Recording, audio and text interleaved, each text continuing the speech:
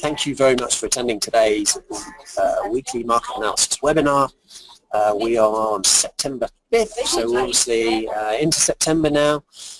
One thing we talked about in the weekend video is just the fact that we're maybe out of this summer trading conditions where obviously some of the big money investors tend to be off in the south of France or in the Caribbean or wherever happens to suit them for their part of the world, and so sometimes it can get a bit choppy. You see some big moves which can be good trading opportunities, but they're not always sustained. That said, we've seen a really strong trend in the euro dollar, so obviously the August phenomenon perhaps changing a bit. Did mention there's been some big sell-offs over in the last few August. 2015 was a notable one with the Chinese stock market.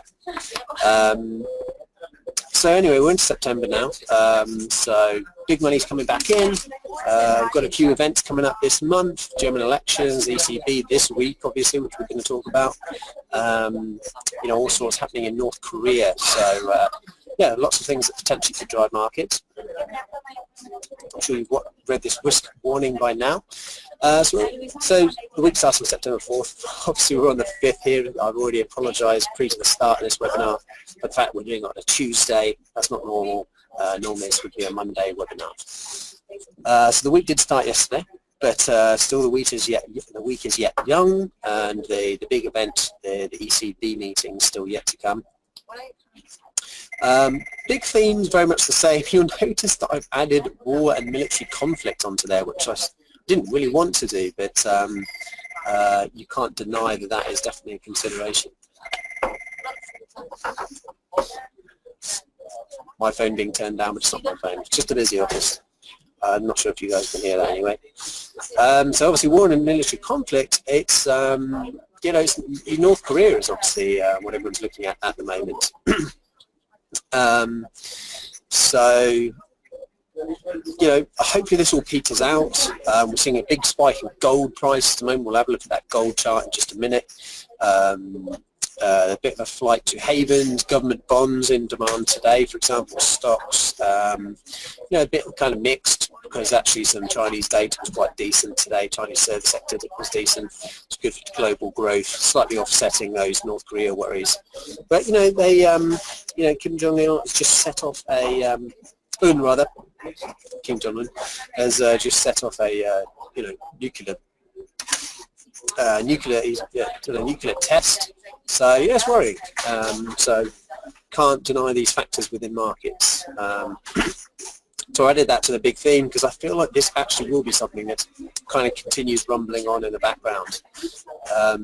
This week, more importantly, we've got the ECB meeting. The big question is, do they signal a tapering of QE? I think probably the general consensus here is that they're going to give some vague hint. I think that's probably right. They're going to sort of talk about the kind of trajectory that they're on, but they're not going to announce anything big, in my mind, before the German election. There's lots of other things. They just don't exactly. There was a ECB sources kind of comment last week where you know, it was one of the reasons why the euro came off a bit, was that they said they wouldn't be able to put together the details of how exactly they would do the tapering of all these bond buying they've been doing and the other programs, not to mention interest rates, how they put that all together wouldn't be ready until December. So, you know, that again would be a little hint that maybe nothing's really going to happen at this meeting. And if they are dovish, then obviously euro just hit 120, or, you know, obviously hit more like 120.60, but 120, the big number it was reacting from. That would be, you know, this ECB meeting is probably key for whether that 120 holds for the time being. Equally, often kind of mirror situation is if the euro is topping, what we could be looking at is a base in the DAX. And actually, we're going to look at that chart in a minute. It looks quite nice for a potential basing breakout. We'll have a look at that. We mentioned North Korea. The Brexit negotiations, I mean, it's hard to really decipher through all the media comment, which obviously hams up, you know, what's an interesting comment to read in the newspaper. It's not that things are all going very smoothly, it's that, you know, there's complete conflict and everyone hates each other. So, you know, I'm not sure that's entirely the case. But if you look at some of the public statements, they have been somewhat combative.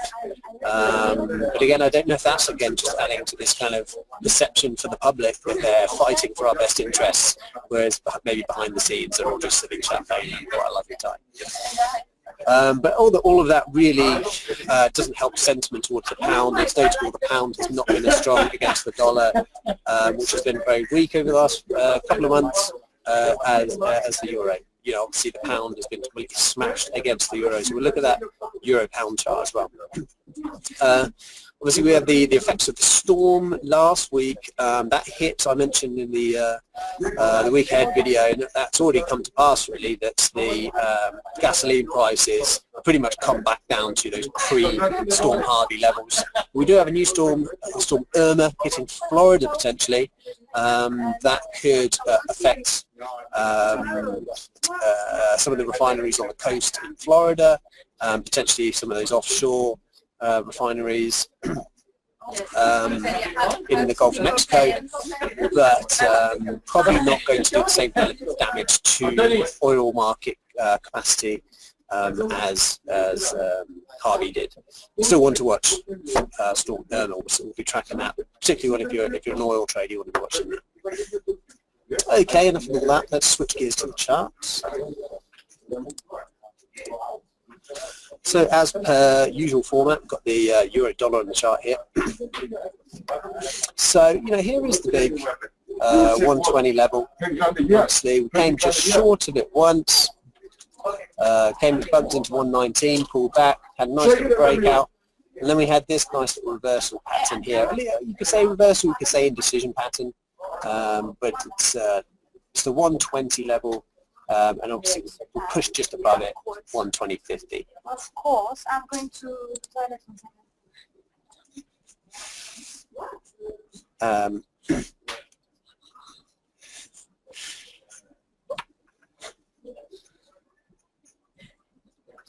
So pulling out to a longer term basis, we've got 122 as a potential area. If we can get through this current pullback, you know, potentially say, for example, if the European Central Bank actually are a bit more over about what their plans are with QE, then that 122 level, the 50% retracement of this massive downdraft move would be a logical area where maybe there's probably a few stocks building up above these recent highs. If there were something for traders to get the hold of, something a bit more hawkish from the ECB, that 122 would be a natural magnet to me. So watch out for that. You know, just a bit of general take here though, in these kind of situations, more broadly, my general take on these situations where, you know, does it look like, is there a good possibility now that the trend is about to reverse? To my mind, yes. This is, you know, we've hit big 120 level, we've got big event risk. We've had a couple of, you know, if I zoom in on the daily candles here, first sign of concern, continuation, bounced off the 20-day moving average. The very next day, a bearish engulfing candlestick with a long wick being rejected at these previous closing prices, at pretty much just short of the, well, the 119.80 seems short-term kind of working quite nicely as a kind of closing pivot level. So there, and then a couple of days of indecision pre-meeting. To me, the odds are getting quite good that this is a top formation, but we're in a strong uptrend. You don't have to take a firm opinion on this. In the moment, we're in not so bad pullback vicinity. We're just above the 20-day moving average. If the market is going to rocket on from here up to 122, we're in not bad area for a pullback.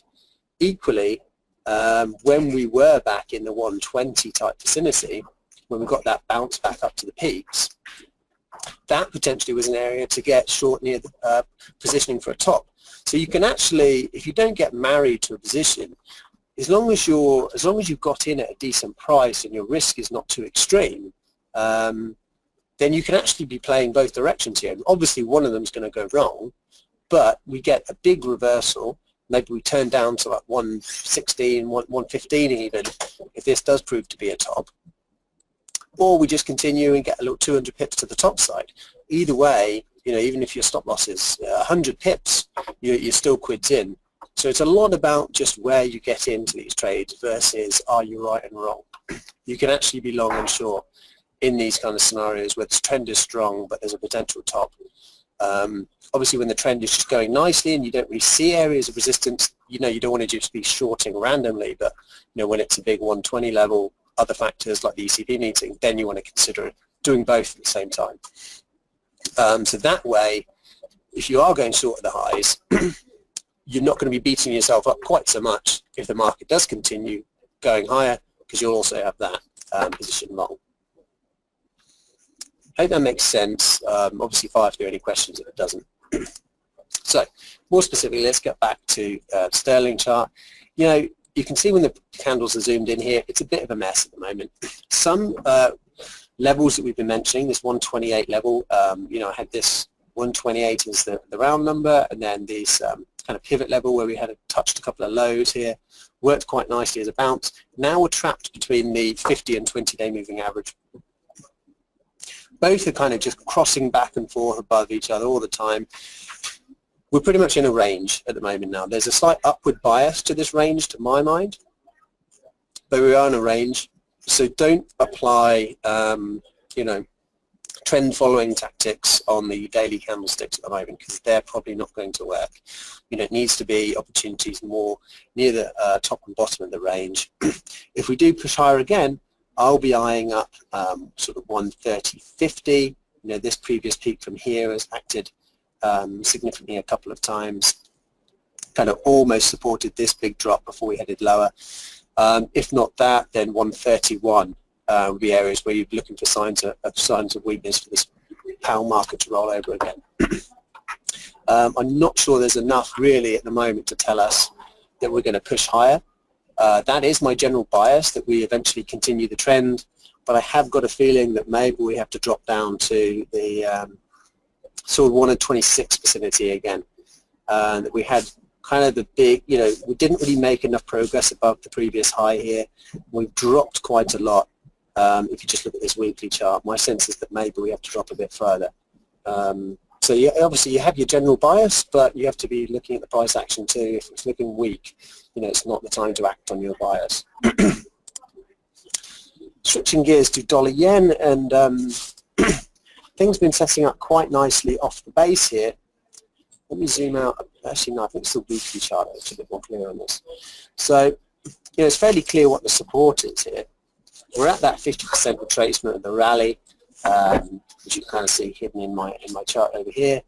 We've tested it several times. We're below the moving averages. To my mind, my bias is probably for the market to break lower. I've been saying that for a couple of weeks, I believe. Correct me if I'm wrong.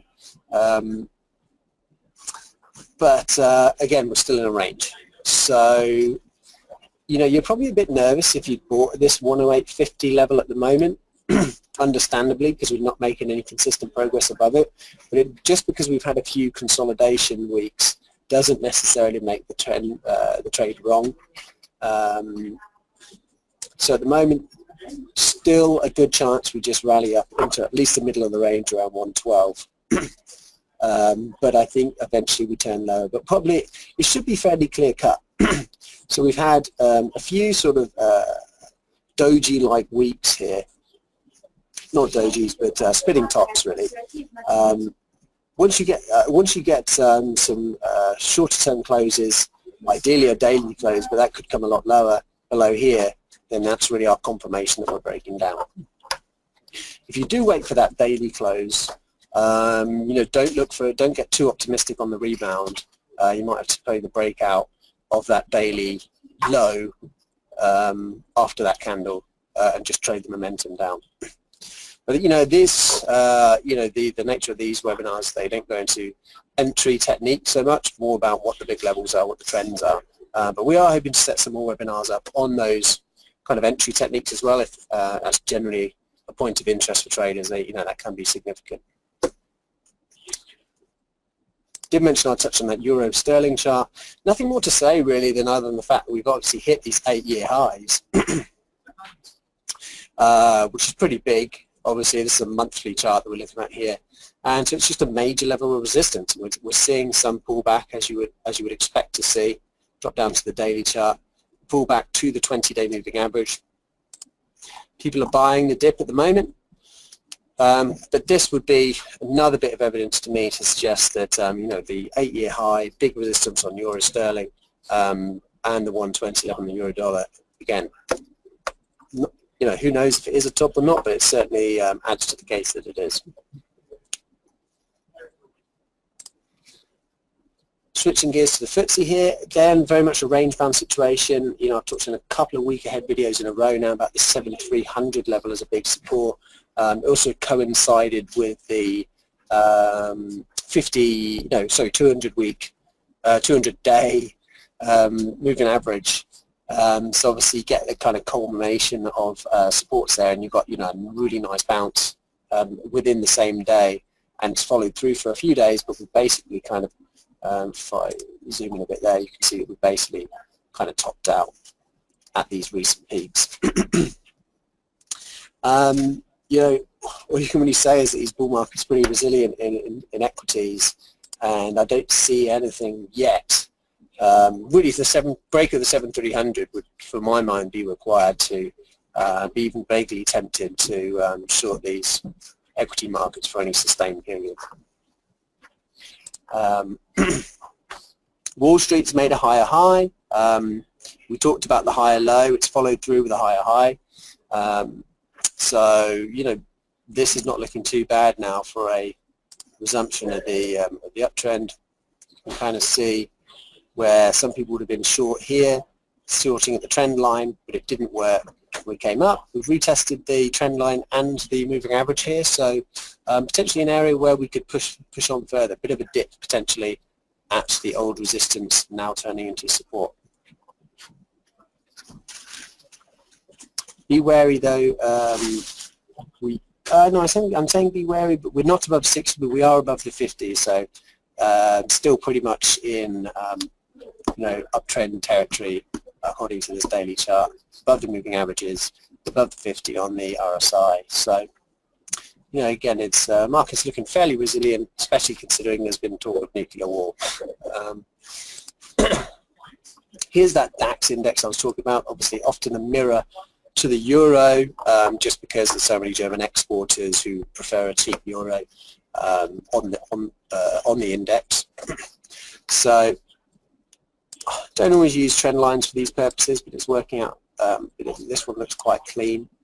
So you can sort of see here. There's you know, here's what could be the kind of double bottom, the successful holding of the 12,000 level, really, on at least on a weekly basis, and then what we kind of need is this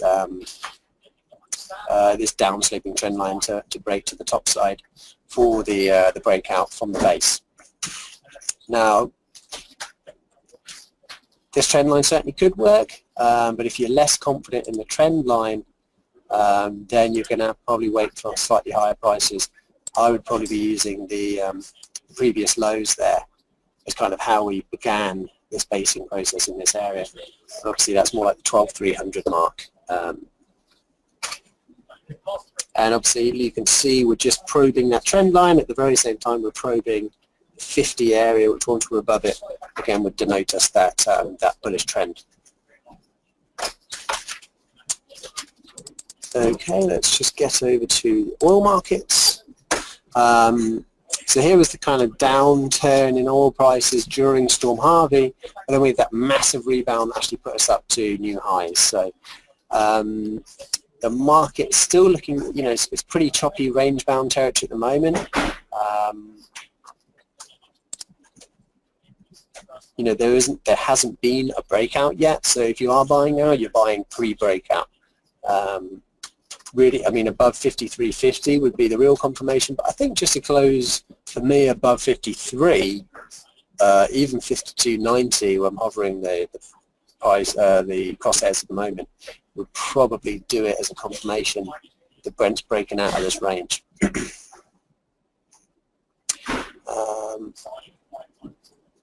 Don't think much more needs to be said. You know, we've just got to watch those weekly inventories numbers.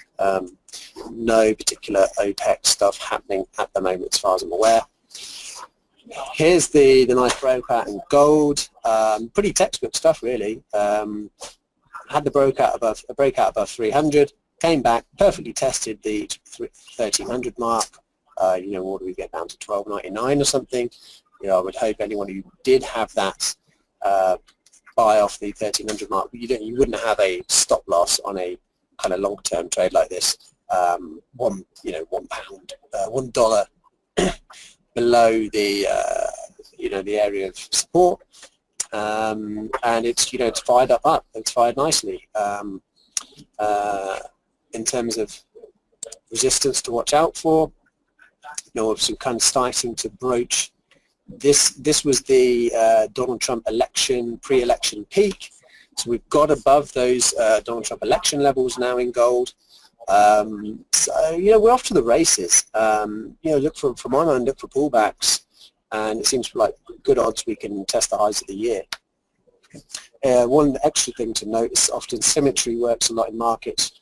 You'll notice that the base here around sort of 12.15, you could say, and if you put the top at around 1300, you've got a difference of 35, 12, sorry, 30, what am I saying here? 12, 15 to 1300, 85. If you add 85 points, you know, obviously you're getting to resistance around above the highs here. So, you know, 85. You know, if you could, stumbling my words here, but really, depending on where you use your base, you could use 1220 conservatively. Even that would take you up to 1280, 1380, which is above those previous highs. So, or you could just target those highs. Probably the most conservative option. To me, it seems like a good chance we get there. So that is about it for this week's webinar. Thank you very much for watching, everyone. I hope that was of some use to you. Again, apologies, it's on Tuesday. We'll be back on Monday next week. Thank you very much, everyone. Jasper signing out.